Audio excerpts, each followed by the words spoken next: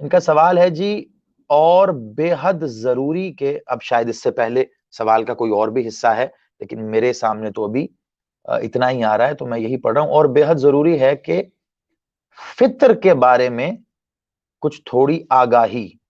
अच्छा, मेरे ख्याल आप फित्र के बारे में जानना चाह रहे हैं।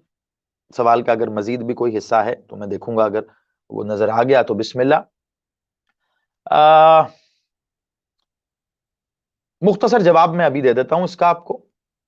अभी हालांकि अय्याम नहीं है, फितर के एतबार से तो मामलात अभी काफी दूर हैं, लेकिन मैं समझ सकता हूं कि जो फितर आप पूछना चाह रहे हैं, फितर जानने के बावजूद आपने पूछा, तो इसका मतलब है कि आप की सोच ने परवाज की है, और वो सवाल पैदा हुआ है कि जिसके लिए कहा जाता है कि ये इल्म की कुंजी है।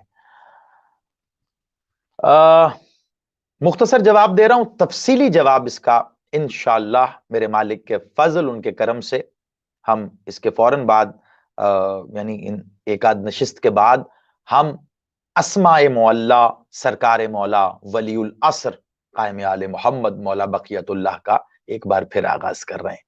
तो इंशाअल्लाह उसमें इसका बहुत ही तफसील से जिक्र करूंगा। लफ्जी एतबार से जाएं तो जाहिर बात है, हमारे यहाँ ये लफ्ज राइज है ईद उल फित्र के उन्वान से भी, और उसी जो रमजान के रोजे रखने के बाद जो ईद आती है जिसे फित्र कहा जाता है, उसी से मुतल्लिक एक ऐसा फेल है जो आप सर अंजाम देते हैं, तो उस दिन उस फेल को सर अंजाम देने की वजह से उसे फित्राना या फितरा कहा जाता है। लफ्जी एतबार से मैं मुख्तसर जवाब दे रहा हूं, ये बता के कि मैं वो मकसद समझ रहा हूं कि आपने क्यों पूछा। ईद उल फितर का आपको पता है, फितराने का या फितराह का आपको पता है, फिर भी आप ये सवाल कर रहे हैं, तो मैं आपकी उस ज़हनियत तक पहुंचने की कोशिश करता हुआ जवाब दे रहा हूं। बाकी मेरा बादशाह बेहतर जानता है। लफ्जी एतबार से मैंने जैसे कि बताया, दो जगह से ये मंसूब है। तो जो लफ्जी मानी इसके किए जाते हैं वो है, एक देखिए रोजे के एक जो मायने है ना, जो रोजा रखा जाता है रमजान में, जैसे कि सुबह से लेके शाम तक के खास वक्त में भूखा प्यासा, तो उसका सब्र के साथ बहुत बड़ा ताल्लुक है। तो इसके आमतौर पर लफ्जी मायने करते हुए लोग कहते हैं रोजा रखने के बाद इफ्तार करना। बहुत से मानी होते हैं, जब लुगत में आप जाते हैं तो एक लफ्ज के कई मानी निकलते हैं। अब मैं अगर इसी की तफसील में जाऊंगा तो बड़ा लंबा हो जाएगा ये। मैं वादा हो गया आपसे, इंशाअल्लाह उस मालिक ने अपना रहम व करम फजल किया, मेरे कासे में खैरात अता फरमाई, तो तफसील से नशिस्त में पढ़ूंगा, अभी आपके समेटने लायक। तो उसके मायने किए जाते हैं कि रोजा रखने के बाद इफ्तार करना फित्र के मायनों में आते हैं, जिसे ईद उल फित्र, क्योंकि ये रमजान के बाद अदाए शुक्र के तौर पे ईद मनाई जो जाती है, उसको ईद उल फित्र कहते हैं सवाल। लेकिन रोजे के मफहूम को समझें तो इसके जो असल बुनियादी मायने होंगे ना, वो मायने बनेंगे सब्र के बाद कुशादगी। रोजा सब्र है, आपने पानी छोड़ा, आपने खाना छोड़ा, आपने और बहुत सारी चीजों से इज्तनाब किया ताकि मेरा रोजा बाकी रहे, जो एक शरई फरीजा है।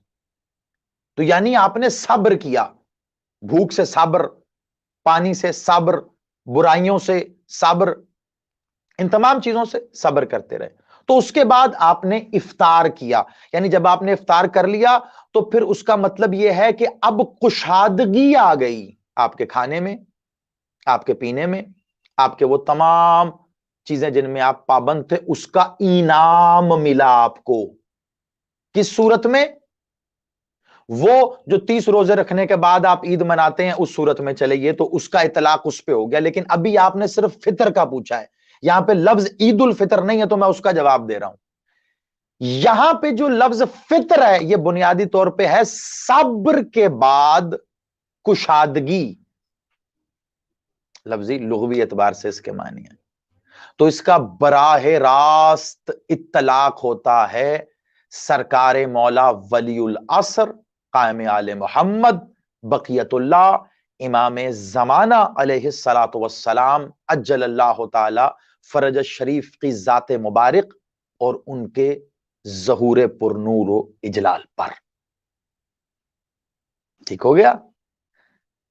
تو یہ میں نے مختصراً اور ظاہر بات اسی کے ساتھ ایک اگلا لفظ نکلتا ہے جو اس دن جیسے فطرانہ دیتے ہیں آپ کو، جس کو فطرہ بھی کہتے ہیں، تو اس کے معنی جو ہے نا وہ بنیادی طور پر ہے کہ حقدار کو اس کا حق پہنچا دینا. جسے سادہ معنوں میں جب ٹرانسلیٹ کیا جاتا ہے تو کہتے ہیں ضرورت مندوں کو، غریبوں کو جو ہے نا وہ فطرہ دینا، ان کا حق دینا، یہ معنی. لیکن اگین اگر ہم اس کے بالکل پرٹیکولر اس کے میننگز کی تہ تک اتریں گے تو وہ ہے حقدار کو اس کا حق پہنچا دینا. تو اب یہ کیا ہے؟ ان دونوں کو اگر آپ آپس میں ملا دیں، یہ فطر اور اس فطر سے جو فطرہ بنے گا اس کے کیا معنی ہوں گے؟ اس کے معنی یہ ہوں گے کہ سرکار ولی العصر بادشاہ کے ظہور کا صبر کے ساتھ جو انتظار کر رہے ہیں، اس کے بعد جو کشادگی آئے گی اسے فطر کہتے ہیں. اور اس میں جو صبر کرنے والے تھے یعنی جو حقدار تھے ان کا حق ان تک پہنچایا جائے گا، وہ فطرہ. ٹھیک ہو گیا؟ اب